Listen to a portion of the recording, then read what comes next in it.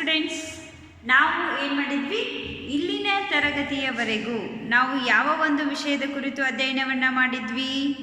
ಯಾವುದಪ್ಪ ಅಂತಂದ್ರೆ, ನಾವು ಇಲ್ಲಿಯವರೆಗೂ ನಮ್ಮ ಕರ್ನಾಟಕದಲ್ಲಿ ಕಂಡುಬರುವಂತಹ ಪ್ರಮುಖ ಕಂದಾಯ ವಿಭಾಗಗಳ ಬಗ್ಗೆ ಅಧ್ಯಯನವನ್ನು ಮಾಡ್ತಿದ್ವಿ. ಅಂತಹ ಕಂದಾಯ ವಿಭಾಗದಲ್ಲಿ ನಾವೇನು ಮಾಡಿದ್ವಿ, 4 ರೀತಿಯಾದಂತಹ ಒಂದು ಕಂದಾಯ ವಿಭಾಗಗಳ ಬಗ್ಗೆ ಅಧ್ಯಯನವನ್ನು ಮಾಡಿದ್ವಿ. ಓಕೆ, ನಾವೇನು ಮಾಡಿದ್ವಿ, ಹಿಂದಿನ ತರಗತಿಯೊಳಗ ಬೆಂಗಳೂರು ಕಂದಾಯ ವಿಭಾಗಗಳಲ್ಲಿ ಕಂಡುಬರುವಂತಹ ಹಲವಾರು ರೀತಿಯಾದಂತಹ ವೈಶಿಷ್ಟ್ಯತೆಗಳು ಹಾಗೆ ಹಲವಾರು ರೀತಿಯ ವೈಶಿಷ್ಟ್ಯಗಳ ಬಗ್ಗೆ ಹಾಗೆ ಹಲವಾರು ರೀತಿಯಾದಂತಹ ಆರೋಗ್ಯ, ಯಾವ ರೀತಿಯಾಗಿ ಆರೋಗ್ಯ ವ್ಯವಸ್ಥೆಯನ್ನು ಹೊಂದೈತಿ, ಯಾವ ರೀತಿಯಾದಂತಹ ಒಂದು ಶಿಕ್ಷಣ ಪದ್ಧತಿಯನ್ನು ಹೊಂದೈತಿ, ಯಾವ ರೀತಿಯಾದ ಕೈಗಾರಿಕೆಗಳನ್ನು ಹೊಂದೈತಿ, ಈ ಎಲ್ಲ ಅಂಶಗಳ ಬಗ್ಗೆ ನಾವೇನು ಮಾಡಿದ್ವಿ, ಹಿಂದಿನ ತರಗತಿಯೊಳಗೆ ಅಧ್ಯಯನವನ್ನು ಮಾಡಿದ್ವಿ. ಆದರೆ ನಾವು ಇವತ್ತಿನ ತರಗತಿಯೊಳಗೆ ಯಾವುದರ ಬಗ್ಗೆ ಅಧ್ಯಯನವನ್ನು ಮಾಡೋಣಪ್ಪ ಅಂತಂದ್ರೆ, ನಾವೇನು ಮಾಡೋಣ್ರಿ, ಇವತ್ತು ಬೆಂಗಳೂರು ಕಂದಾಯ ವಿಭಾಗಗಳು ಎಷ್ಟು ಜಿಲ್ಲೆಗಳಿಂದ ಕೂಡೈತಪ್ಪ ಅಂದ್ರೆ 9 ಜಿಲ್ಲೆಗಳಿಂದ ಕೂಡೈತಿ. ಅಂತಹ 9 ಜಿಲ್ಲೆಗಳಲ್ಲಿ ಒಂದೊಂದು ಜಿಲ್ಲೆಗಳನ್ನು ನಾವೇನು ಮಾಡೋಣ, ಒಂದೊಂದಾಗಿ ಅಧ್ಯಯನವನ್ನು ಮಾಡ್ಕೋತಾ ಹೋಗೋಣ. 1ನೆಯ ಜಿಲ್ಲೆ ಯಾವುದಪ್ಪ? 1ನೆಯ ಜಿಲ್ಲೆ ಯಾವುದು? ಬೆಂಗಳೂರು ನಗರ. 1ನೆಯ ಜಿಲ್ಲೆ ಬೆಂಗಳೂರು ನಗರ.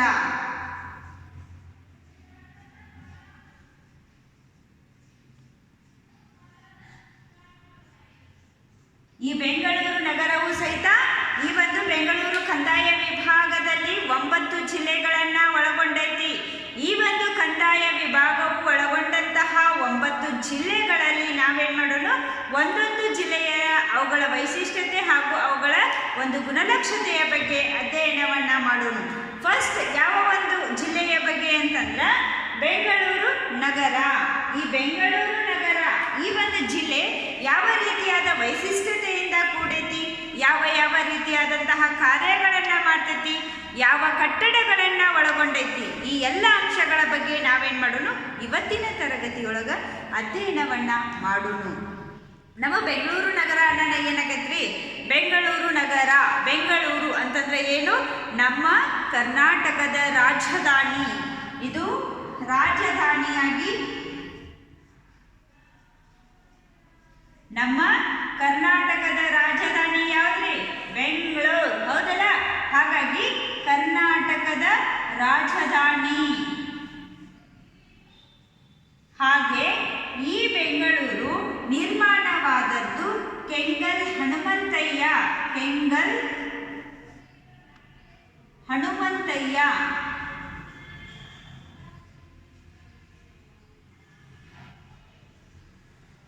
ಈ ಒಂದು ಕೆಂಗಲ್ ಹನುಮಂತಯ್ಯ ಅವರ ಕಾಲಾವಧಿಯಲ್ಲಿ ಏನಾಯಿತು, ಈ ಒಂದು ಬೆಂಗಳೂರಿನಲ್ಲಿ ವಿಧಾನಸೌಧ.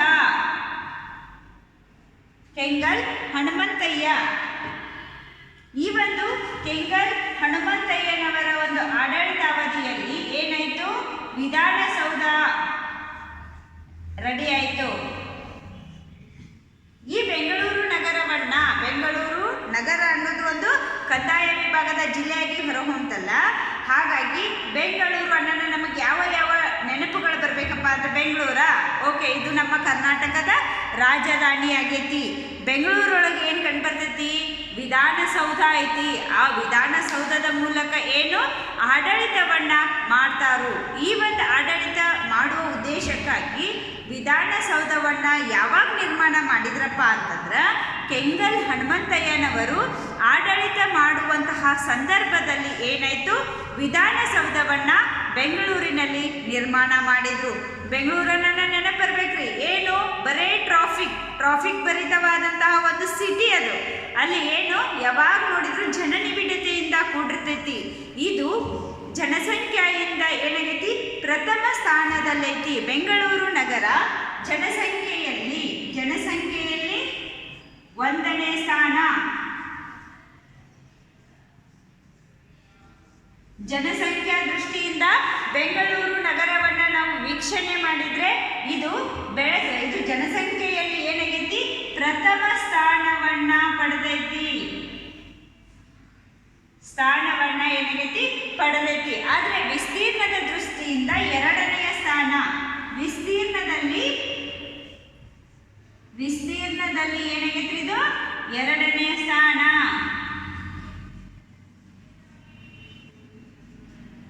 ಈ ಬೆಂಗಳೂರು ನಗರ ಬಹಳ ದೊಡ್ಡೈತಪ್ಪ, ದೊಡ್ಡದ.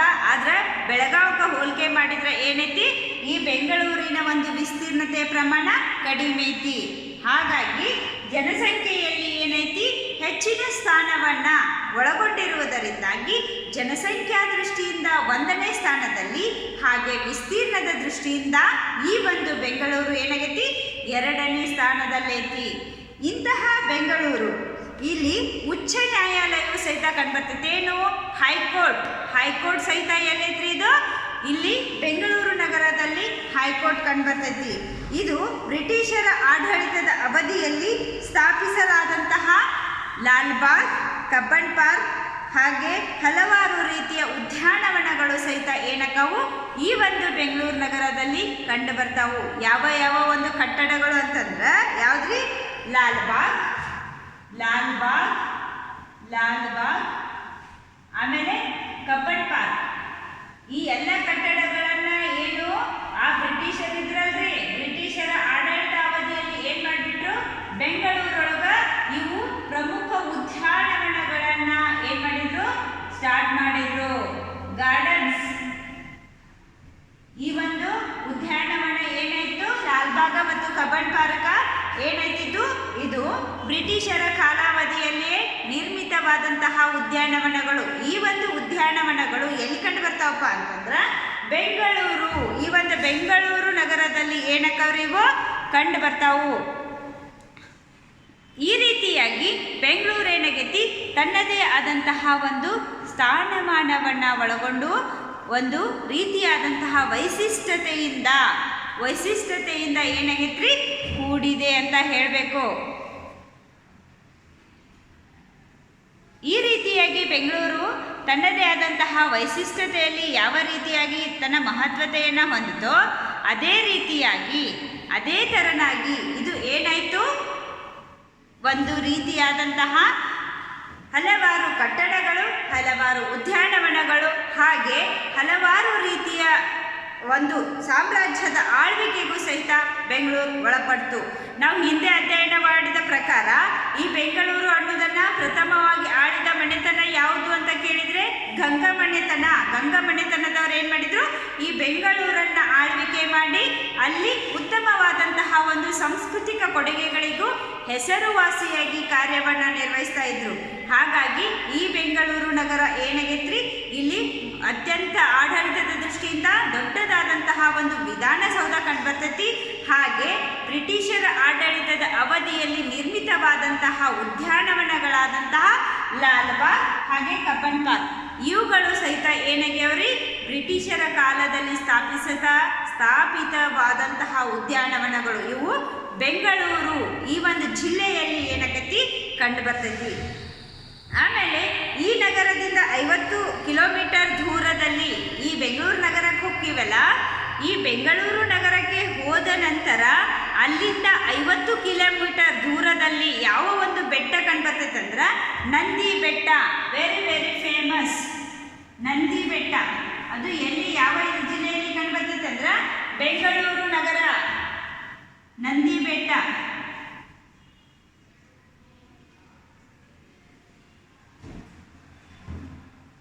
ಇದು ಚಿಕ್ಕಬಳ್ಳಾಪುರ ಜಿಲ್ಲೆಯಲ್ಲಿ ಕಂಡುಬರ್ತದೆ.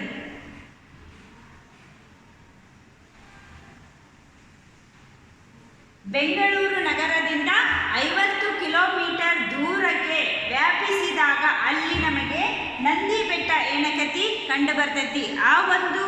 ಆ ನಂದಿ ಬೆಟ್ಟ ಹೆಂಗೈತಪ್ಪ ಅಂತಂದ್ರೆ ಬೇಸಿಗೆ ಕಾಲದಲ್ಲಿ ನಾವು ಅಲ್ಲಿ ಏನಾದರೂ ವೀಕ್ಷಣೆ ಕೊಟ್ವಿ ಅಂದ್ರೆ ಅಲ್ಲಿ ಒಂದು ವಿಹಾರ ಅಂದ್ರೆ ತಂಪಾದಂತಹ ಗಾಳಿ ಬರ್ತೈತಿ. ಆಮೇಲೆ ಈ ಒಂದು ನಂದಿ ಬೆಟ್ಟದ ಒಂದು ವೆರಿ ಫೇಮಸ್ ಅಂತಂದ್ರೆ ಗಾಂಧೀಜಿಯವರು ತಮ್ಮ ಒಂದು ಏನು ಪೂರ್ವದಲ್ಲಿ ಸ್ವತಂತ್ರ ಸಿಗುವುದಕ್ಕಿಂತ ಪೂರ್ವದಲ್ಲಿ ಹಲವಾರು ಸ್ಥಳಗಳಿಗೆ ಹೋಗಿ ಭೇಟಿಯನ್ನು ನೀಡ್ತಾ ಇದ್ರಲ್ಲ, ಅಂತಹ ಸಂದರ್ಭದಲ್ಲಿ ಗಾಂಧಿಯವರು ನಂದಿ ಬೆಟ್ಟಕ್ಕೆ ಭೇಟಿ ನೀಡಿದರಿಂದಾಗಿ ಅಲ್ಲಿ ಗಾಂಧಿ ಭವನ ಅನ್ನುವಂತಹ ಒಂದು ಏನು ಮಾಡ್ಯಾರ, ವಸತಿ ನಿಲಯವನ್ನ ಸ್ಥಾಪನೆ ಮಾಡ್ಯಾರ. ನಾವೇನಾದರೂ ನಂದಿ ಬೆಟ್ಟಕ್ಕೆ ಹೋದ್ರೆ ಏನು ಸಿಗ್ತೈತ್ರಿ, ಗಾಂಧಿ ವಾಸಿಷ್ಠ ನೋಡಪ್ಪ ಅಂಥೇಳಿ ಅಲ್ಲಿ ನೋಡುವಂತಹ ಒಂದು ಭವನವನ್ನು ನೋಡಿದರೆ ಏನಾಗತ್ತಿ, ಗಾಂಧೀಜಿಯವರು ಸಹಿತ ಈ ಒಂದು ಬೆಟ್ಟಕ್ಕೆ ಬಂದು ಏನು ಮಾಡ್ಯಾರ, ವೀಕ್ಷಣೆಯನ್ನು ಮಾಡಿ ಹೋಗ್ಯಾರ ಅನ್ನುವಂತಹ ಒಂದು ವಿಷಯ ಸಹಿತ ಏನಾಗತ್ತೆ ನಮ್ಗೆ ತಿಳಿದು ಬರ್ತೈತಿ. ಹಾಗಾಗಿ ಇಲ್ಲಿ ಏನು ತಿಳ್ಕೊಬೇಕಪ್ಪ, ಬೆಂಗಳೂರು ನಗರ ಜಿಲ್ಲೆಯ ಬಗ್ಗೆ ನಾವು ಅಧ್ಯಯನ ಮಾಡಕತ್ತೀವಿ ಅಂದ್ರೆ ಅಲ್ಲಿ ವಿಧಾನಸೌಧ ಕಂಡು ಬರ್ತೈತಿ. ಹಾಗೆ ಅಲ್ಲಿ ಕೆಂಗಲ್ ಹನುಮಂತಯ್ಯ ಅನ್ನುವಂತಹ ಅವರ ಆಡಳಿತಾವಧಿಯಲ್ಲಿ ವಿಧಾನಸೌಧವನ್ನು ನಿರ್ಮಾಣ ಮಾಡಿದ್ರು.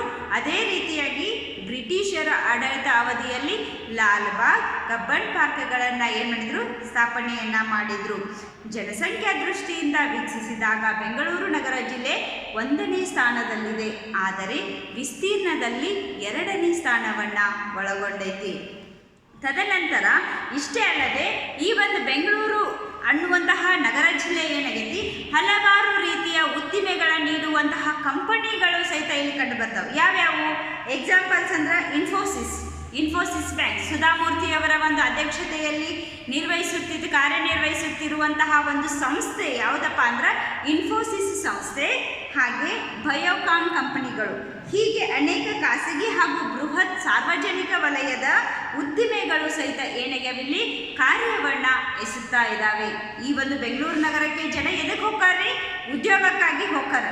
ಎಲ್ಲ ತರಹದ ರೀತಿಯ ಉದ್ಯೋಗವನ್ನು ಪಡಿಬೇಕನ್ನುವಂಥ ಒಂದು ಉದ್ದೇಶದಿಂದಾಗಿ ಏನಕ್ಕರಿ ಬೆಂಗಳೂರು ನಗರ ಜಿಲ್ಲೆಗೆ ಹೋಗ್ತಾರೆ. ಅಂತಹ ಸಂದರ್ಭದಲ್ಲಿ ಏನಕ್ಕವ್ರಿ, ಹಲವಾರು ರೀತಿಯಾದಂತಹ ಉದ್ದಿಮೆಗಳನ್ನು ಹಲವಾರು ಜನ ನಿರುದ್ಯೋಗಿಗಳಿಗೆ ಉದ್ಯೋಗ ನೀಡುವ ಉದ್ದೇಶಕ್ಕಾಗಿ ಇನ್ಫೋಸಿಸ್ ಬ್ಯಾಂಕ್, ಹಾಗೆ ಬಯೋಕಾನ್ ಕಂಪ್ನೀಸ್, ಅಮೆಜಾನ್, ಹೀಗೆ ಹಲವಾರು ರೀತಿಯಾದಂತಹ ಕಂಪನಿಗಳು ಸಹಿತ ಈ ಬೆಂಗಳೂರು ನಗರ ಜಿಲ್ಲೆಯಲ್ಲಿ ಕಂಡು ಬರ್ತಾವು. ತದನಂತರದಲ್ಲಿ ಅದೇ ರೀತಿಯಾಗಿ ಈ ಬೆಂಗಳೂರು ನಗರ ಏನಾಗೈತಿ, 4 ತಾಲೂಕುಗಳಿಂದ ಕೂಡೈತಿ. ಈ ಬೆಂಗಳೂರು ನಗರ ಏನಾಗೈತಿ, ಇವನ್ನೆಲ್ಲ ಬರ್ಕೊಂಡ್ರಿ. ಓಕೆ, ಈ ಬೆಂಗಳೂರು ನಗರ ಅನ್ನೋದು 4 ತಾಲೂಕಿನಿಂದ ಕೂಡೈತಿ.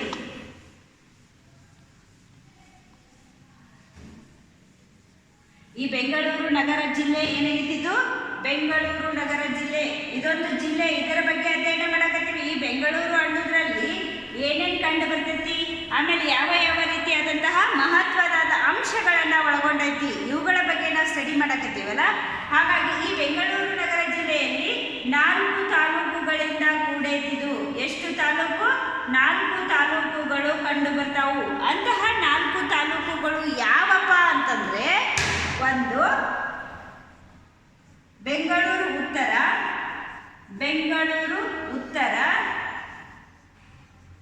ಉತ್ತರ, ಆಮೇಲೆ ಬೆಂಗಳೂರು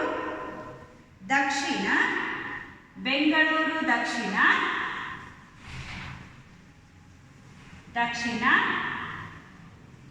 ಹಾಗೆ 3ನೇದು ಬೆಂಗಳೂರು ಪೂರ್ವ. ಇವು ಕಂಡು ಬರುವಂತಹ ತಾಲೂಕುಗಳ್ರಿ. ಬೆಂಗಳೂರು ನಗರ ಜಿಲ್ಲೆ ಬಗ್ಗೆ ಅಧ್ಯಯನ ಮಾಡಕತ್ತೀವಲ್ಲ, ಅಲ್ಲಿ ಏನಾಗಿದ್ದು, ಬೆಂಗಳೂರು ನಗರ ಜಿಲ್ಲೆ 4 ತಾಲೂಕುಗಳಿಂದ ಕೂಡೈತಿ. ಅಂತಹ 4 ತಾಲೂಕುಗಳು ಯಾವಪ್ಪ ಅಂತಂದ್ರ, ಒಂದೇದು ಬೆಂಗಳೂರು ಉತ್ತರದ ಭಾಗ, ಹಾಗೆ ಬೆಂಗಳೂರು ದಕ್ಷಿಣ, ಹಾಗೆ ಬೆಂಗಳೂರು ಪೂರ್ವ. ಹಾಗೆ 4ನೇ ತಾಲೂಕು ಯಾವುದಪ್ಪ ಅಂತಂದ್ರೆ, 4ನೇದು ಯಾವ್ದು, ಇದು ಆನೇಕಲ್.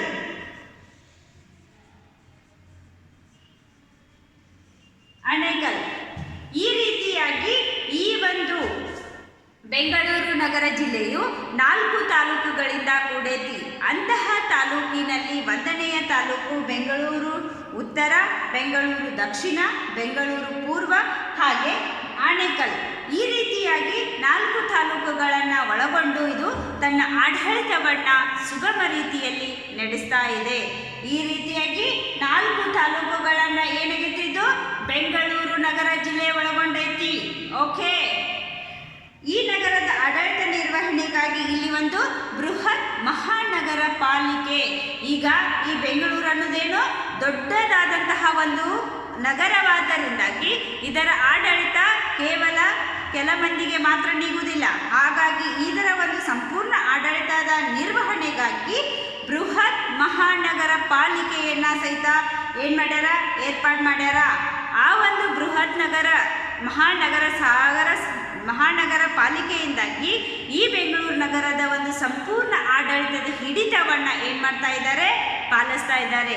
ಹಾಗಾಗಿ ಈ ಒಂದು ಬೆಂಗಳೂರು ನಗರ ತನ್ನದೇ ಆದ ವೈಶಿಷ್ಟ್ಯತೆ ಹಾಗೂ ಹಲವಾರು ರೀತಿಯಾದಂತಹ ಒಂದು ಸಂಘ ಸಂಸ್ಥೆಗಳನ್ನು ಒಳಗೊಂಡೈತಿ. ಹಲವಾರು ಜನರಿಗೆ ಉದ್ಯೋಗಗಳನ್ನು ನೀಡುವ ಒಂದು ಧಾತವಾಗಿ ಈ ಒಂದು ನಗರ ತನ್ನದೇ ಆದಂತಹ ಮಹತ್ವದ ಸ್ಥಾನವನ್ನು ಏನು ಮಾಡ್ತೈತಿ, ಪ್ರಭಾವ ಬೀರ್ತೈತಿ.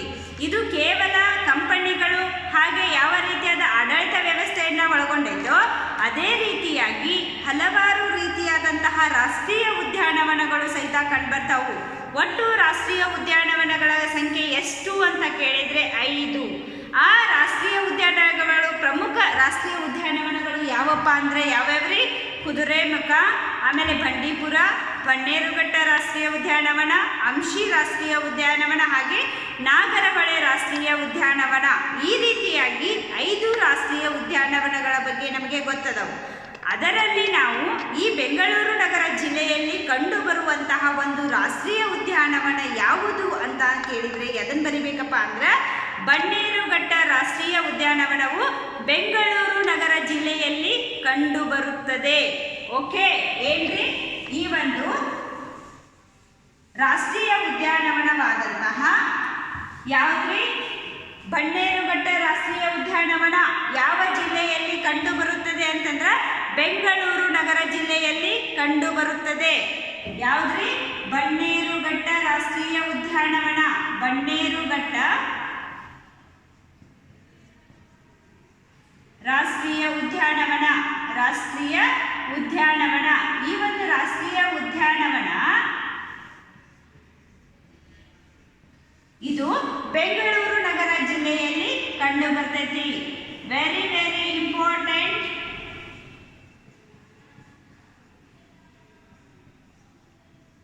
Very very important students. ನಿಮಗೆ ಕೇಳಬಹುದು ಒಟ್ಟು ರಾಷ್ಟ್ರೀಯ ಉದ್ಯಾನವನಗಳ ಸಂಖ್ಯೆ 5.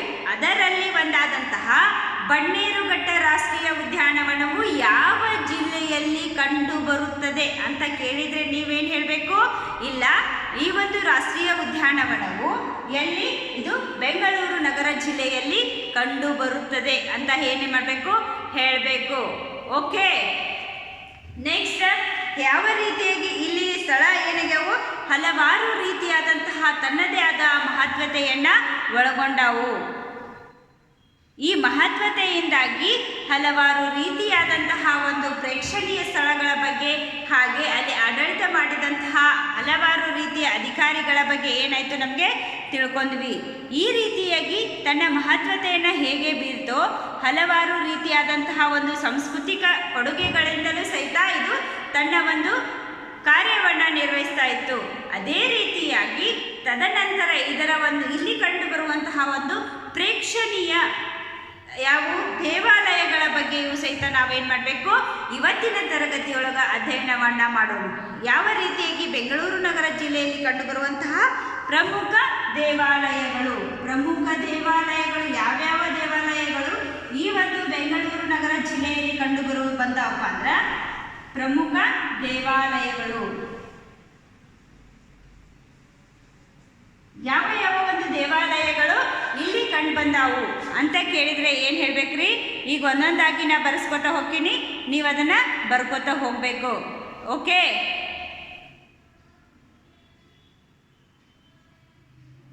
ಓಕೆ ಯಾವ ಯಾವ ಒಂದು ದೇವಾಲಯಗಳು ಇಲ್ಲಿ ಕಂಡು ಬಂದವಪ್ಪ ಅಂತಂದ್ರೆ ಒಂದನೇದು ಹಲಸೂರಿನಲ್ಲಿರುವಂತಹ ಸೋಮೇಶ್ವರ ದೇವಾಲಯ. ಯಾವುದು? ಹಲಸೂರು. ಇದು ಬೆಂಗಳೂರು ನಗರ ಜಿಲ್ಲೆಯಲ್ಲಿ ಕಂಡುಬರುವಂತಹ ಒಂದು ಗ್ರಾಮ.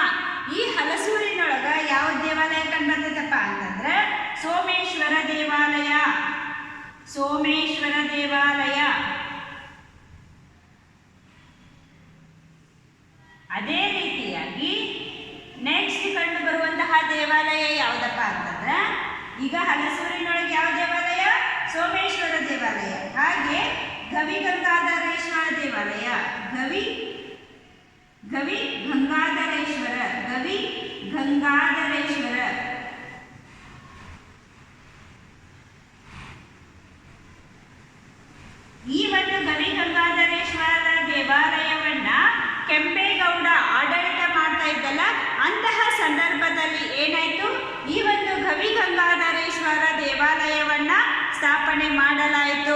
ಅದೇ ರೀತಿಯಾಗಿ ಇನ್ನೂ ಹಲವಾರು ರೀತಿಯ ದೇವಾಲಯಗಳು ಕಂಡುಬರ್ತವೆ. ಯಾವ ರೀತಿಯ ದೇವಾಲಯಗಳು ಅಂತಂದ್ರೆ ಇವರು ದೊಡ್ಡ ಬಸವಣ್ಣನ ದೇವಾಲಯ ಕಂಡುಬರ್ತೈತಿ, ಧರ್ಮರಾಯ ಸ್ವಾಮಿ ದೇವಾಲಯ ಕಂಡುಬರ್ತೈತಿ, ಕೋಟೆ ವೆಂಕಟರಮಣ ದೇವಾಲಯ, ಹೀಗೆ ಹಲವಾರು ದೇವಾಲಯಗಳ ಒಂದು ಬೀಡಾಗಿ ಈ ಒಂದು ಬೆಂಗಳೂರು ನಗರ ತನ್ನದೇ ಆದ ಪ್ರಾಮುಖ್ಯತೆಯನ್ನು ವಹಿಸೈತಿ. ಇಲ್ಲಿ ಕೇವಲ ದೇವಾಲಯಗಳು ಮಾತ್ರ ಕಂಡುಬರದೆ ಇಲ್ಲಿ ಹಲವಾರು ರೀತಿ ಇಲ್ಲಿ ಸರ್ವ ಧರ್ಮಗಳಿಗೆ ಸಮಾನತೆ ಭಾವನೆ ನೀಡಿದ ಉದ್ದೇಶಕ್ಕಾಗಿ ಹಲವಾರು ರೀತಿಯಾದಂತಹ ಮಸೀದಿಗಳು ಸಹಿತ ಕಂಡುಬರ್ತಾವು. ಅಂತಹ ಮಸೀದಿಗಳಲ್ಲಿ ಪ್ರಮುಖ ಮಸೀದಿಗಳು ಯಾವುವು ಅಂತ ಕೇಳಿದರೆ ಯಾವುವು?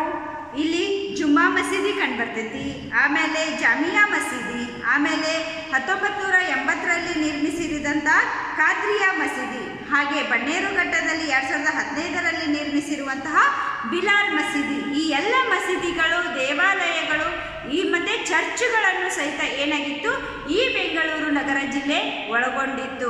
ಹಾಗಾಗಿ ಈ ಒಂದು ಬೆಂಗಳೂರು ನಗರ ಜಿಲ್ಲೆಯು ತನ್ನದೇ ಆದಂತಹ ಸರ್ವಧರ್ಮಗಳಿಗೆ ಸಮಭಾವನೆಯನ್ನು ನೀಡಿ ದೇವಾಲಯಗಳಿಗೆ, ಚರ್ಚುಗಳಿಗೆ ಹಾಗೆ ಹಲವಾರು ರೀತಿಯಾದಂತಹ ಮಸೀದಿಗಳನ್ನು ಸಹಿತ ಏನು ಮಾಡ್ತು ಸ್ಥಾಪನೆ ಮಾಡುವುದರಲ್ಲಿ ತನ್ನದೇ ಆದಂತಹ ಪ್ರಾಮುಖ್ಯತೆಯನ್ನು ವಹಿಸಿತು. ಈ ರೀತಿಯಾಗಿ ಅಷ್ಟೇ ಅಲ್ಲದೆ ಇಲ್ಲಿ ಹಲವಾರು ರೀತಿಯಾದಂತಹ ಚರ್ಚ್ಗಳು ಸಹಿತ ಕಂಡುಬರ್ತವೆ. ಯಾವುವು? ಒಂದು ಸೇಂಟ್ ಮೇರಿಸ್ ಚರ್ಚ್, ಆಮೇಲೆ ಸೇಂಟ್ ಮಾರ್ಕ್ ಕಥ್ರೆಡ್ರಲ್, ಆಮೇಲೆ ಯಾವುದು ಸೇಂಟ್ ಫ್ರಾನ್ಸಿಸ್ ಜೇವಿಯರ್ ಕಥ್ರೆಡ್ರಲ್. ಈ ಎಲ್ಲ ಪ್ರಮುಖ ಚರ್ಚ್ಗಳು ಸಹಿತ ಏನಾಗ್ಯಾವು ಈ ಒಂದು ಬೆಂಗಳೂರು ನಗರ ಜಿಲ್ಲೆಯಲ್ಲಿ ಕಂಡುಬರ್ತಾವು. ಈ ರೀತಿಯಾಗಿ ಈ ಒಂದು ಬೆಂಗಳೂರು ನಗರ ಜಿಲ್ಲೆಯು ಹಲವಾರು ರೀತಿಯಾದಂತಹ ಸಾಂಸ್ಕೃತಿಕ ಕೊಡುಗೆಗಳನ್ನು ಸಹಿತ ನೀಡುವಲ್ಲಿ ತನ್ನದೇ ಆದಂತಹ ಪಾತ್ರವನ್ನು ಹೊಂದೈತಿ. ಯಾವ ರೀತಿಯಾಗಿ ಅಂತಂದ್ರೆ ಏನಿದು ಹಲವಾರು ಕಟ್ಟಡಗಳ ನಿರ್ಮಾಣದಲ್ಲಿಯೂ ಸಹಿತ ಪ್ರಾಮುಖ್ಯತೆಯನ್ನು ವಹಿಸ್ತು. ಯಾವ ರೀತಿಯಾಗಿ ಅಂತಂದ್ರೆ ಈ ಒಂದಿಲ್ಲಿ ಆಡಳಿತದ ಉದ್ದೇಶಕ್ಕಾಗಿ ವಿಧಾನಸೌಧವನ್ನು ನಿರ್ಮಾಣ ಮಾಡಿದ್ರು. ಅದೇ ರೀತಿಯಾಗಿ ಹೈಕೋರ್ಟ್ ಸ್ಥಾಪನೆಯೂ ಸಹಿತ ಬೆಂಗಳೂರಿನಲ್ಲಾಯಿತು. ಆಮೇಲೆ ಏನಾಯಿತು ಹಲವಾರು ರೀತಿಯಾದಂತಹ ಉದ್ಯಾನವನಗಳು, ಲಾಲ್ ಬಾಗ್ ಹಾಗೆ ಕಬ್ಬನ್ ಪಾರ್ಕ್ ಇವೆಲ್ಲವೂ ಬ್ರಿಟಿಷರ ಆಡಳಿತ ಅವಧಿಯಲ್ಲಿ ಇದ್ದಂತಹ ಸಂದರ್ಭದಲ್ಲಿ ಏನು ಮಾಡಿದ್ರು ಈ ಬೆಂಗಳೂರು ನಗರ ಜಿಲ್ಲೆಯಲ್ಲಿ ಏನು ಮಾಡಿದ್ರು ಸ್ಥಾಪನೆಯನ್ನು ಮಾಡಿದರು. ಅದೇ ರೀತಿಯಾಗಿ ರಾಷ್ಟ್ರೀಯ ಉದ್ಯಾನವಾದಂತಹ ಬನ್ನೇರುಘಟ್ಟ ರಾಷ್ಟ್ರೀಯ ಉದ್ಯಾನವನವು ಸಹಿತ ಏನಾಯಿತು ಈ ಒಂದು ಬೆಂಗಳೂರು ನಗರ ಜಿಲ್ಲೆಯಲ್ಲಿ ಕಂಡುಬಂತು. ಈ ರೀತಿಯಾಗಿ ಬೆಂಗಳೂರು ನಗರ ಜಿಲ್ಲೆಯು ತನ್ನದೇ ಆದಂತಹ ಮಹತ್ವತೆಯನ್ನು ಒಳಗೊಂಡಿತು. Okay Sagar, any doubts? Sampreeth,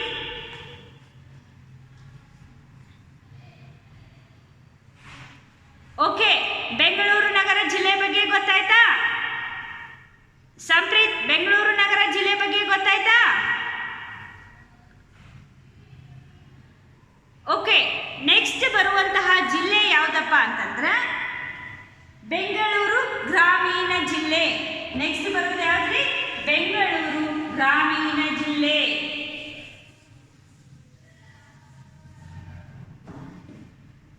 Bengaluru ಗ್ರಾಮೀಣ ಜಿಲ್ಲೆ.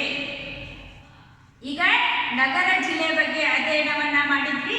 ಅದೇ ರೀತಿಯಾಗಿ ಎರಡನೇ ಜಿಲ್ಲೆಯಾದಂತಹ ಬೆಂಗಳೂರು ಗ್ರಾಮೀಣ ಜಿಲ್ಲೆಯ ಬಗ್ಗೆ ಅಧ್ಯಯನವನ್ನ ಮಾಡೋಣ.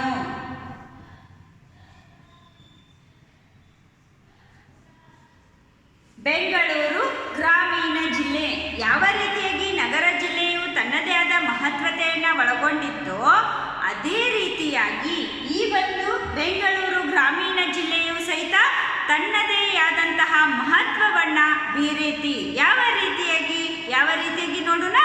ಓಕೆ, ಯಾವುದು? ಇದು 1986ರಲ್ಲಿ ಅಸ್ತಿತ್ವಕ್ಕೆ ಬಂತು.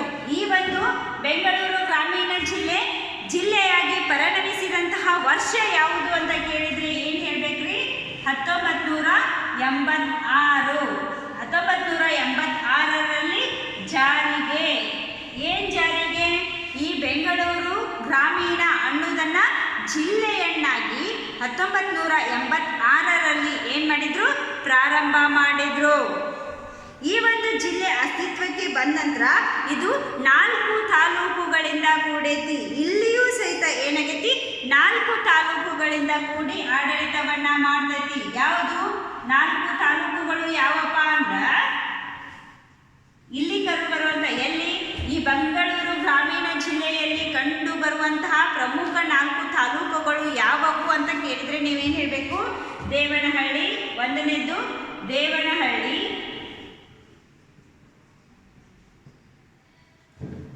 ದೊಡ್ಡಬಳ್ಳಾಪುರ,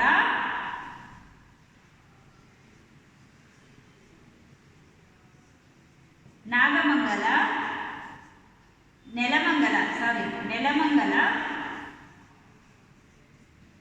ಹಾಗೆ 4ನೇದಾಗಿ ಹೊಸಕೋಟೆ.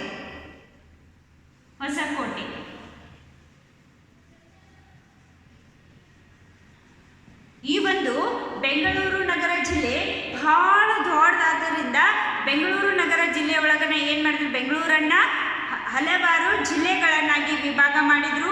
ಅಂತಹ ಜಿಲ್ಲೆಗಳಲ್ಲಿ 9 ಜಿಲ್ಲೆಗಳ ಬಗ್ಗೆ ಅಧ್ಯಯನವನ್ನು ನಾವು ಈಗ ಮಾಡಬೇಕು. ಆದರೆ ಆಲ್ರೆಡಿ ನಾವು 1 ಜಿಲ್ಲೆ ಬಗ್ಗೆ ಅಧ್ಯಯನವನ್ನು ಮಾಡಿದ್ವಿ. ಯಾವುದು? ಬೆಂಗಳೂರು ನಗರ ಜಿಲ್ಲೆ ಬಗ್ಗೆ ಅಧ್ಯಯನವನ್ನು ಮಾಡಿದ್ವಿ. ಅದೇ ರೀತಿಯಾಗಿ ಬೆಂಗಳೂರು ಗ್ರಾಮೀಣ ಜಿಲ್ಲೆ 2ನೆಯ ಜಿಲ್ಲೆ. ಈ ಜಿಲ್ಲೆ ಏನಾಗೈತಿ 1986ರಲ್ಲಿ ಇದನ್ನ ಜಿಲ್ಲೆಯ ಸ್ಥಾನವನ್ನು ಏನು ಮಾಡಿದ್ರು, ನೀಡಿದ್ರು.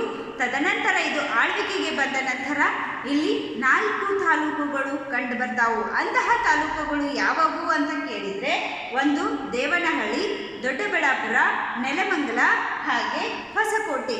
ಈ 4 ತಾಲೂಕುಗಳನ್ನು ಒಳಗೊಂಡು ಈ ಒಂದು ಬೆಂಗಳೂರು ಗ್ರಾಮೀಣ ಜಿಲ್ಲೆಯು ತನ್ನದೇ ಆದಂತಹ ಆಡಳಿತವನ್ನು ಏನು ಮಾಡ್ತೈತಿ, ಸುಗಮಗೊಳಿಸ್ತೈತಿ. ಸುಗಮಗೊಳಿಸುವಲ್ಲಿಯೂ ಸಹಿತ ಏನಾಗೈತಿ, ಯಶಸ್ವಿಯನ್ನು ಕೊಂಡು ತನ್ನದೇ ಆದ ವೈಶಿಷ್ಟ್ಯತೆಯಿಂದ ಕೂಡೈತಿ. ಈ ಒಂದು 4 ತಾಲೂಕುಗಳಲ್ಲಿ ನೆಲಮಂಗಲ ತಾಲೂಕು ಐತಲ್ಲ, ಆ ತಾಲೂಕಿನಲ್ಲಿ ಶಿವಗಂಗೆ ಅನ್ನುವಂತಹ ಒಂದು ಪ್ರಸಿದ್ಧ ಯಾತ್ರಾ ಸ್ಥಳ ಕಂಡು ಬರ್ತೈತಿ. ಶಿವಗಂಗೆ ಇದು ಒಂದು ಯಾತ್ರಾ ಸ್ಥಳ ಇದು. ಈ ಒಂದು ಯಾತ್ರಾ ಸ್ಥಳವು ಯಾವ ಬೆಂಗಳೂರು ಗ್ರಾಮೀಣ ಜಿಲ್ಲೆಯ ಯಾವ ಒಂದು ತಾಲೂಕಿನಲ್ಲಿ ಶಿವಗಂಗೆ ಯಾತ್ರಾ ಸ್ಥಳ ಕಂಡು ಬರುತ್ತದೆ ಅಂತ ಕೇಳಿದರೆ ಏನು ಹೇಳಬೇಕು? ನೆಲಮಂಗಲ ತಾಲೂಕಿನಲ್ಲಿ ಶಿವಗಂಗೆ ಅನ್ನುವಂತಹ ಒಂದು ಯಾತ್ರಾ ಸ್ಥಳ ಕಂಡು ಬರ್ತೈತಿ. ಅದು ನೋಡಲು ಏನಾಗೈತಿ, ಅತಿ ಸುಂದರವಾಗಿ ಒಳಗೊಂಡೈತಿ. ಅತ್ಯಂತ ಪ್ರೇಕ್ಷಣೀಯ ಸ್ಥಳಗಳು ಸಹಿತ ನಮಗೆ ಶಿವಗಂಗೆಯಲ್ಲಿ ಕಾಣಬಹುದು.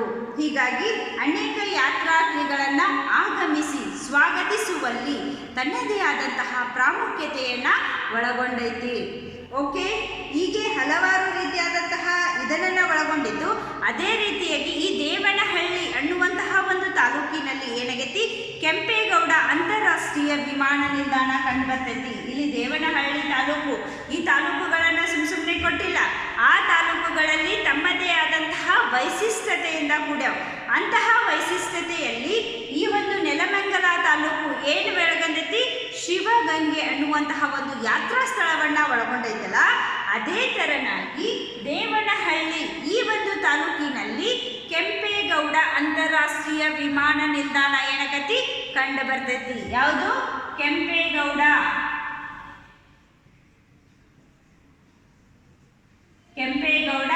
ಅಂತಾರಾಷ್ಟ್ರೀಯ ವಿಮಾನ ನಿಲ್ದಾಣ. Very important Sampreeth. ಇಲ್ಲಿ ನೀನು ಏನು ಹೇಳಬೇಕಪ್ಪ ಅಂತಂದರೆ ಏನು ಹೇಳಬೇಕು? ದೇವನಹಳ್ಳಿ ಈ ಒಂದು ತಾಲೂಕಿನಲ್ಲಿ ಕಂಡು ಬರುವಂತಹ ಒಂದು ಅಂತಾರಾಷ್ಟ್ರೀಯ ವಿಮಾನ ನಿಲ್ದಾಣ ಯಾವುದು ಅಂತ ಕೇಳಿದರೆ ಕೆಂಪೇಗೌಡ ಅಂತಾರಾಷ್ಟ್ರೀಯ ವಿಮಾನ ನಿಲ್ದಾಣವು ದೇವನಹಳ್ಳಿ ತಾಲೂಕಿನಲ್ಲಿ ಕಂಡು ಬರುತ್ತದೆ. ಈ ರೀತಿಯಾಗಿ ಇದು ಹಲವಾರು ರೀತಿಯ ಪ್ರೇಕ್ಷಣೀಯ ಸ್ಥಳಗಳನ್ನು ಹಾಗೆ ವಿಮಾನ ನಿಲ್ದಾಣವನ್ನು ಒಳಗೊಂಡು ತನ್ನದೇ ಆದಂತಹ ಆಡಳಿತ ನಿರ್ವಹಣೆಯಲ್ಲಿ ಬೆಂಗಳೂರು ಗ್ರಾಮೀಣ ಜಿಲ್ಲೆ ಪ್ರಮುಖ ಪಾತ್ರವನ್ನು ಏನು ಮಾಡ್ತೈತಿ, ನಿರ್ವಹಿಸ್ತೈತಿ. ಯಾವಾಗ ಸ್ಟಾರ್ಟ್ ಆದ್ರಿ? ಇದು 1986ರಾಗ ಸ್ಟಾರ್ಟ್ ಆಯಿತು. ಸ್ಟಾರ್ಟ್ ಆದ ನಂತರ ತನ್ನ ಆಡಳಿತದ ಒಂದು ಅನುಕೂಲಕ್ಕಾಗಿ 4 ತಾಲೂಕುಗಳನ್ನು ಮಾಡ್ತು. ಅಂತಹ 4 ತಾಲೂಕುಗಳು ಯಾವಪ್ಪ ಅಂದರೆ ದೇವನಹಳ್ಳಿ, ಆಮೇಲೆ ದೊಡ್ಡಬಳ್ಳಾಪುರ, ನೆಲಮಂಗಲ, ಆಮೇಲೆ ಹೊಸಕೋಟೆ. ಈ ರೀತಿಯಾಗಿ 4 ತಾಲೂಕುಗಳಿಂದ ಕೂಡ್ತಿ. ಈ 4 ತಾಲೂಕಿನಲ್ಲಿ ತನ್ನದೇ ಆದಂತಹ ಒಂದು ಪ್ರಮುಖ ಪಾತ್ರವನ್ನು ನಿರ್ವಹಿಸ್ತವೆ. ಯಾವ ರೀತಿಯಾಗಿ ಈಗ ದೇವನಹಳ್ಳಿ ತಾಲೂಕು ಏನೆಲ್ಲ ಒಳಗೊಂಡೈತಂದ್ರೆ ಇದು ಅಂತಾರಾಷ್ಟ್ರೀಯ ವಿಮಾನ ನಿಲ್ದಾಣವಾದಂತಹ ಕೆಂಪೇಗೌಡ ಅಂತಾರಾಷ್ಟ್ರೀಯ ವಿಮಾನ ನಿಲ್ದಾಣ ನಮಗೆ ದೇವನಹಳ್ಳಿಯಲ್ಲಿ ಕಂಡು ಬರ್ತೈತಿ. ಅದೇ ರೀತಿಯಾಗಿ ನೆಲಮಂಗಲದಲ್ಲಿ ಶಿವಗಂಗೆ ಅನ್ನುವಂತಹ ಒಂದು ಯಾತ್ರಾ ಸ್ಥಳ ಏನಕತಿ ಕಂಡು ಬರ್ತೈತಿ. ಈ ರೀತಿಯಾಗಿ ಇಲ್ಲಿ ಕಂಡು ಬರುವಂತಹ ಇಲ್ಲಿ ಅಂದ್ರೆ ಬೆಂಗಳೂರು ಕಂದಾಯ ವಿಭಾಗದಲ್ಲಿ ಕಂಡು ಬರುವಂತಹ 2ನೆಯ ಜಿಲ್ಲೆಯೂ ಸಹಿತ ತನ್ನದೇ ಆದಂತಹ ಮಹತ್ವತೆಯನ್ನ ಬೀರೈತಿ.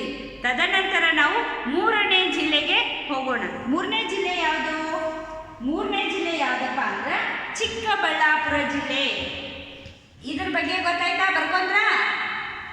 ಓಕೆ. 3ನೇ ಜಿಲ್ಲೆ ಚಿಕ್ಕಬಳ್ಳಾಪುರ ಜಿಲ್ಲೆ.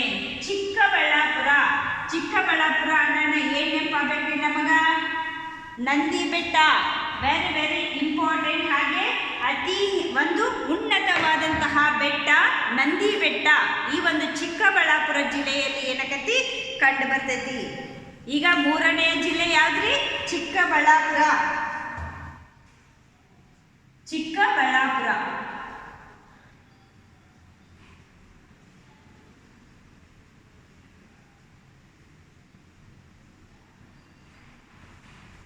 ಈ ಚಿಕ್ಕಬಳ್ಳಾಪುರ ಜಿಲ್ಲೆ ಯಾವ ರೀತಿಯಾದಂತಹ ವೈಶಿಷ್ಟ್ಯತೆಯಿಂದ ಕೂಡೈತಿ ಅನ್ನೋದನ್ನ ನಾವೇನ್ ಮಾಡೋಣ ಈಗ ಕಲಿಯೋಣ. ಓಕೆ. ಏನು ಇದು? ಕೋಲಾರ ಜಿಲ್ಲೆಯನ್ನ ವಿಭಜಿಸಿ, ಇದು ಸ್ವತಂತ್ರವಾಗಿ ಸ್ಥಾಪನೆಯಾದದ್ದಲ್ಲ, ಇದು ಕೋಲಾರ ಜಿಲ್ಲೆಯನ್ನ ವಿಭಜಿಸಿ 2007 ನವೆಂಬರ್ 10ರಂದು ಏನಾಯ್ತು? ಇದೊಂದು ಜಿಲ್ಲೆಯಾಗಿ ಪರಿಣಮಿಸಿತು. ಯಾವಾಗ?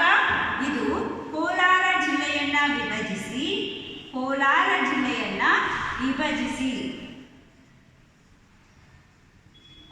ಜಿಲ್ಲೆಯನ್ನು ವಿಭಜಿಸಿ ಇದನ್ನ ವಿಭಜಿಸಿ 2007 ನವೆಂಬರ್ 7ರಂದು ಏನಾಯ್ತಿದು? ಒಂದು ಜಿಲ್ಲೆ ಅಂತ ಹೇಳಿ ಇದಕ್ಕೆ ಸ್ಥಾನಮಾನವನ್ನ ನೀಡಿದ್ರು. Very very important. ಇಲ್ಲಿ ಏನ್ ಕೇಳ್ಬೋದಪ್ಪ ಅಂದ್ರೆ ಈ ಒಂದು ಚಿಕ್ಕಬಳ್ಳಾಪುರ ಜಿಲ್ಲೆ ಅನ್ನೋದು ಯಾವ ವಿಭಾಗವನ್ನ ವಿಭಜಿಸಿ ಸ್ಥಾಪನೆ ಆಯಿತು ಅಂತ ಕೇಳಿದ್ರೆ ನೀವೇನ್ ಹೇಳ್ಬೇಕು? ಕೋಲಾರ ಜಿಲ್ಲೆಯನ್ನ ವಿಭಜಿಸಿ ಇದು ಏನಾಯ್ತು? 2007 ನವೆಂಬರ್ 7ರಂದು ಜಿಲ್ಲೆಯಾಗಿ ಪರಿಣಮಿಸಿತು.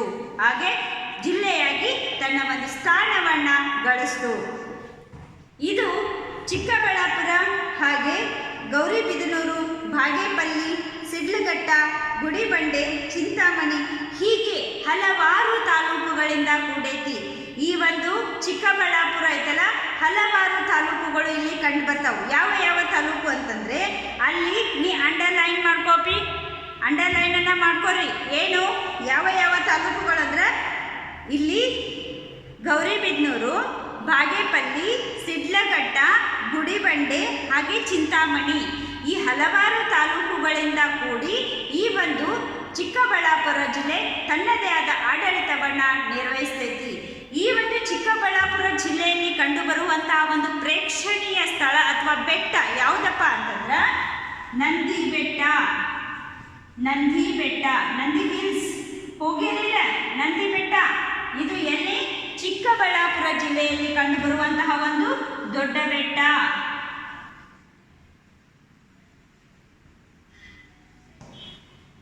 ಈ ಒಂದು ದೊಡ್ಡ ಬೆಟ್ಟವಾದಂತಹ ನಂದಿ ಬೆಟ್ಟ ಯಾವ ಒಂದು ಜಿಲ್ಲೆಯಲ್ಲಿ ಕಂಡು ಬರ್ತೈತಪ್ಪ ಅಂದ್ರ ಚಿಕ್ಕಬಳ್ಳಾಪುರ ಜಿಲ್ಲೆಯಲ್ಲಿ ಕಂಡು ಬರ್ತೈತಿ. ಆಗಲೇ ಬೆಂಗಳೂರು ನಗರ ಜಿಲ್ಲೆ ಬಗ್ಗೆ ಅಧ್ಯಯನವನ್ನ ಮಾಡ್ತಾ ಇದ್ವಲ್ಲ, ಆ ಒಂದು ಬೆಂಗಳೂರಿನಿಂದ 50 ಕಿಲೋಮೀಟರ್ದಲ್ಲಿ ಈ ಚಿಕ್ಕಬಳ್ಳಾಪುರ ಜಿಲ್ಲೆ ಕಂಡು ಬರ್ತೈತಿ.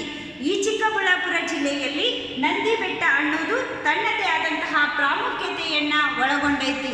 ಯಾವ ರೀತಿಯಾಗಿ? ಈ ನಂದಿ ಬೆಟ್ಟ ನೋಡಾಕ ಹಲವಾರು ಜನರು ಏನ್ ಮಾಡ್ತಾರೆ? ವೀಕ್ಷಣೆಗಾಗಿ ಹೋಗ್ತಾರೆ. ಅಲ್ಲಿ ನೋಡುವಂತಹ ಒಂದು ಪ್ರಮುಖ, ಹಾಗೆ ಆ ಬೇಸಿಗೆ ಕಾಲದಲ್ಲಿ ಜಾಸ್ತಿ ಮಂದಿ ಹೋಗ್ತಾರೆ. ಯಾಕೆ ಹೋಗ್ತಾರಪ್ಪ ಅಂತಂದ್ರ ಅಲ್ಲಿ ವೀಕ್ಷಣೆ ಮಾಡಕ, ಹಾಗೆ ಅಲ್ಲಿ ವಾತಾವರಣ ಏನಾಗಿರ್ತೈತಿ? ತಂಪಾದ ವಾತಾವರಣದಿಂದ ಕೂಡಿರ್ತೈತಿ. ಯಾಕಂದ್ರೆ ಮ್ಯಾಲೆ ಐತಲ್ಲ, ಮ್ಯಾಲಿರುವುದರಿಂದ ಗಾಳಿಯ ಒಂದು ಪ್ರಮಾಣ ಜಾಸ್ತಿ ಇರ್ತೈತಿ. ಹಾಗಾಗಿ ಅಲ್ಲಿ ಏನು ಮಾಡ್ತಾರ, ಬೇಸಿಗೆ ಕಾಲದಲ್ಲಿ ಹಲವಾರು ಜನ ಏನು ಮಾಡ್ತಾರ, ಉತ್ತಮ ಒಂದು ವಾತಾವರಣ ಪಡೆಯುವ ಉದ್ದೇಶಕ್ಕಾಗಿ ಈ ನಂದಿ ಬೆಟ್ಟಕ್ಕೆ ಹೋಗ್ತಾರೋ.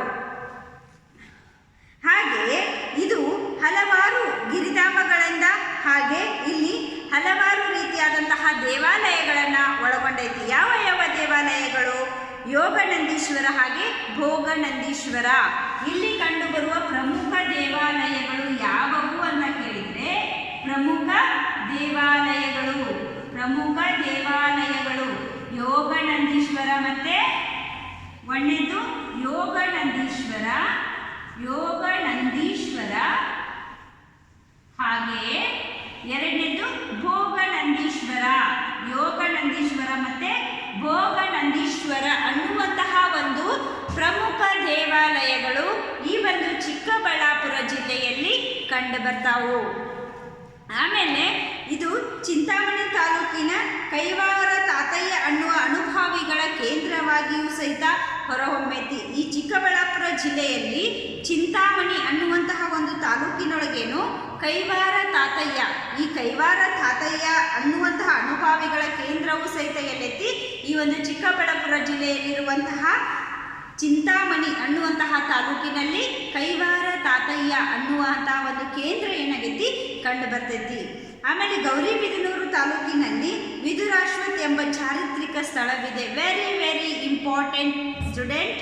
ಏನಂತಂದ್ರೆ ಈ ಒಂದು ಚಿಕ್ಕಮಗಳೂರು ಜಿಲ್ಲೆಯಲ್ಲಿ ಕಂಡುಬರುವಂತಹ ಗೌರಿಬಿದನೂರು ತಾಲೂಕಿನಲ್ಲಿ ವಿದುರಾಶ್ವತ್ ಎಂಬ ಚಾರಿತ್ರಿಕ, ಅಲ್ಲಿ ಸ್ವತಂತ್ರ ಸಿಗುವಂತಹ ಸಂದರ್ಭದಲ್ಲಿ ಹಲವಾರು ಜನ ಹೋರಾಡಿದಂತಹ ಒಂದು ಸಂಗತಿಗಳ ಬಗ್ಗೆ ತಿಳಿಯುವಂತಹ ಪ್ರದೇಶವಾದಂತಹ ವಿದುರಾಶ್ವತ್. ಈ ವಿದುರಾಶ್ವತ್ ಅನ್ನುವಂತಹ ಒಂದು ಸ್ಥಳವೂ ಸಹಿತ ಏನಾಗೈತಿ ಚಿಕ್ಕಮಗಳೂರು ಜಿಲ್ಲೆಯಲ್ಲಿ ಕಂಡುಬರುವಂತಹ ಚಿಂತಾಮಣಿ ಅನ್ನುವಂತಹ ಒಂದು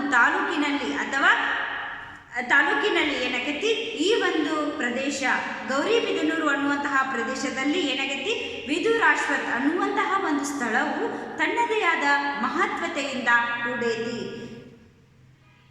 1938ರಲ್ಲಿ ಬ್ರಿಟಿಷರ ವಿರುದ್ಧ ಧ್ವಜ ಸತ್ಯಾಗ್ರಹ ನಡೆದಿತ್ತು. ಈ ವಿದುರಾಶ್ವತ ಒಂದು ಪ್ರಮುಖವಾಗಿ ತನ್ನದೇ ಆದ ಪ್ರಭಾವ ಬೀರುವುದು ಯಾಕಪ್ಪ ಅಂತಂದರೆ ಇಲ್ಲಿ ಧ್ವಜ ಸತ್ಯಾಗ್ರಹ ನಡೆದಿತ್ತು. ಯಾಕಂದರೆ ನಮಗೆ ಸ್ವತಂತ್ರ ಸಿಗಬೇಕು ಅನ್ನುವಂತಹ ಒಂದು ಉದ್ದೇಶಕ್ಕಾಗಿ ಈ ಗೌರಿಬಿದನೂರು ತಾಲೂಕಿನಲ್ಲಿ ಕಂಡುಬರುವಂತಹ ವಿದುರಾಶ್ವತ್ ಅನ್ನುವಂತಹ ಸ್ಥಳದಲ್ಲಿ 1938ರಾಗ ಏನು ಮಾಡಿದ್ರು, ಧ್ವಜ ಸತ್ಯಾಗ್ರಹವನ್ನು ಏರ್ಪಡಿಸಿದ್ರು. ಇದು ಯಾವ ಜಿಲ್ಲೆಯಲ್ಲಿ ಕಂಡುಬರ್ತೈತಪ್ಪ? ಗೌರಿಬಿದನೂರು ತಾಲೂಕು ಅಂತಂದರೆ ಚಿಕ್ಕಬಳ್ಳಾಪುರ ಜಿಲ್ಲೆಯಲ್ಲಿ ಕಂಡುಬರುವಂತಹ ಒಂದು ಪ್ರಮುಖ ಜಿಲ್ಲೆಯಾಗಿ ಹೊರಹೊಮ್ಮೈತಿ. ಈ ರೀತಿಯಾಗಿ ತನ್ನದೇ ಆದ ಮಹತ್ವತೆಯಿಂದ ಕೂಡಿದ್ದು ಹಲವಾರು ರೀತಿಯ ವೈಶಿಷ್ಟ್ಯತೆಗಳನ್ನು ಪ್ರತಿಯೊಂದು ಜಿಲ್ಲೆಗಳು ಏನಾಗಿ